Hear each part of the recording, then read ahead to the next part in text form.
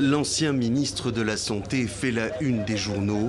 Il est accusé d'avoir détourné des millions de dollars destinés à la lutte contre Ebola.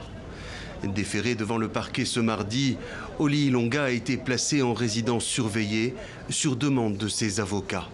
On va démonter une à une les accusations. Vous savez, lorsqu'on dit que quelqu'un a détourné, il faut qu'on ait des preuves de détournement.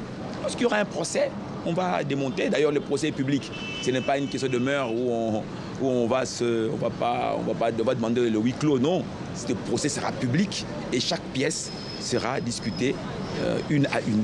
4 300 000 $, c'est la somme que Oli Ilonga est soupçonné d'avoir détournée.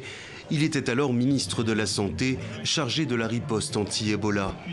La mission lui est ensuite retirée par le président Félix Tshisekedi. Le 22 juillet dernier, coup de théâtre, Oli Ilonga annonce son départ du gouvernement alors que l'épidémie continue sa propagation. Fin août, les choses s'accélèrent. Oli Ilonga est entendu par la police, puis interdit de sortie du territoire. D'après les autorités congolaises, l'ex-ministre s'apprêtait samedi à quitter le pays clandestinement pour échapper aux poursuites judiciaires. La lutte contre la corruption est très importante dans un pays comme le nôtre. C'est une affaire de l'argent détourné avec des conséquences sur des malades et donc des morts. Vous comprenez que c'est très grave. L'épidémie d'Ebola sévit actuellement dans 3 provinces de l'Est de la RDC. Plus de 3000 cas ont été recensés. La fièvre hémorragique a déjà fait plus de 2000 morts.